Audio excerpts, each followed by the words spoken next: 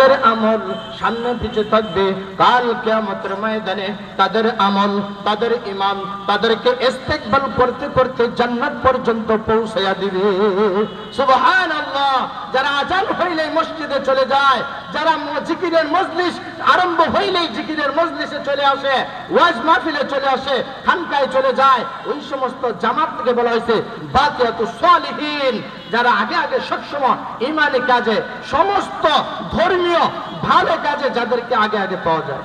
সুবহানাল্লাহ। তা আপনারা যারা এখন আছেন তারা বাকিয়াতুস সালিহিনের কাতারে, বলেন না সবাই সুবহানাল্লাহ। এই হাদিসের দুই নাম্বার টুকরা অংশের গেল। 3 নাম্বার ইন্তজারুস সালাতি বাদিস সালাহ।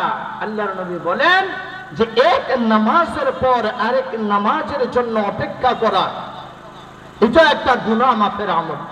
আমার অন্তরের ভিতরে সত্য হৃদয়ে যদি এই কথাটা গুপ্ত থাকে, দুনিয়ার মানুষ জানুক আর না জানুক, আমি তো জানি ফজরের নামাজ পড়ে আমি অফিস আদালতে গেলাম, ক্ষেত খামারে গেলাম, চাকরি বাকরিতে গেলাম, ব্যবসা বাণিজ্যে গেলাম, যে কোনো কাজে আমি করতেছি, মসজিদে আজান হয়ে গেছে, আল্লাহু আকবার আল্লাহু আকবার, আমার হাতের কলম আমি রেখা দিলাম, আমার ক্ষেতের কাছে আমি রেখা দিলাম, অফিস মেন ফ্যাক্টরির কাজ আমি রেখে দিলাম, সমস্ত কাজ ফেলে যখন আমি মসজিদের দিকে রওনা করব, তো আল্লাহ রাব্বুল আলামিন আমার জীবনের সমস্ত গুনাহগুলো মাফ করে দিবেন। সুবহানাল্লাহ। তো এই জন্য 3টা হাদিসের টুকরা অংশ আমি আপনাদের সামনে তেলাওয়াত করেছি। ইসবাগুল ওযু আলাল মাকারিহি, কাসরাতুল খুতুই ইলাল মসজিদি, ইন্তজারুস সালাতি বাদিস সালাহ। এই আমলগুলো আমরা করব।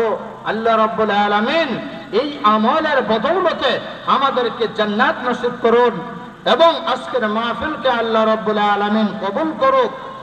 এই মাহফিলে যারা শ্রম দিয়ে, অর্থ দিয়ে সর্ব সহযোগিতা করেছে, আল্লাহ রাব্বুল আলামিন উত্তরপাড়ার সমস্ত যুবক সমাজকে আল্লাহ রাব্বুল আলামিন এবং এই মাহফিল কমিটিকে আল্লাহ তাআলা কবুল করুক। ওয়া মা আলাইনা ইল্লাল বালাগ।